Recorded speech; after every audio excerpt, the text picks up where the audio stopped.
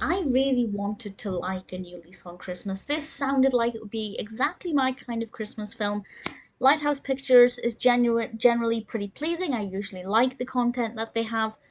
But when it comes to this one, there were a lot of things about this that just did not work. This was released in 2021, directed by Leigh Scott, written by Robert A. Friedman and Jack Marchetti, and it stars Claire Coffey as Becky and George Stults as Jake. We also have Jerry E. England as Santa Claus.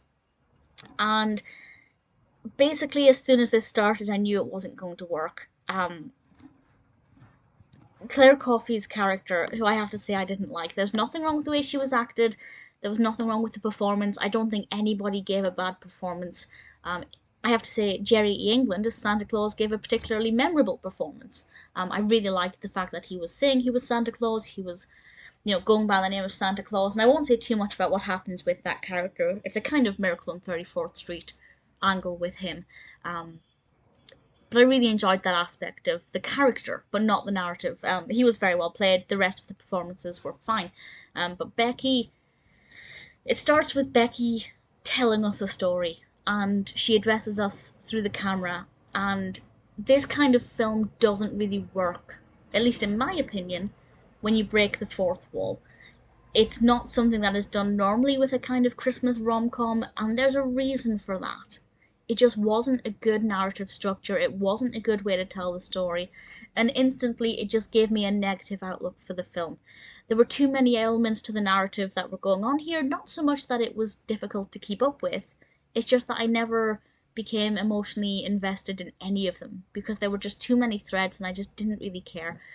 Becky as a protagonist isn't that likable. I really didn't care about her. I wasn't that fussed about what happened to her or what her story would be like, and as I said, that's nothing to do with the way the character is acted, definitely the way the character was written. And in terms of being festive, well, obviously having Santa Claus there brings in a festive element straight away. Yes, it did feel Christmassy enough. It wasn't the most Christmassy film that I've ever seen.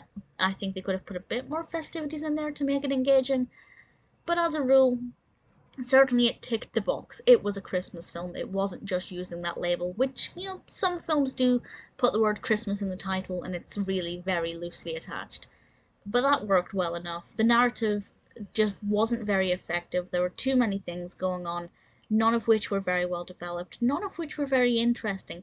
And then you throw in mostly dull characters, apart from Santa Claus, and a very poor way of telling the narrative. It just didn't engage me at all. Not only did it not engage me, but it put me off. It actively put me off. So I kind of feel a little bit let down because it's my kind of film.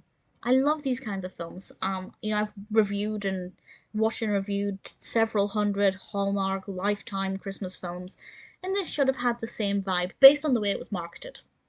Obviously, if that's not what they were going for, they maybe need to change the way they're marketing it. But would I recommend it? I mean, if you like this kind of film, then give it a go because it might appeal to you.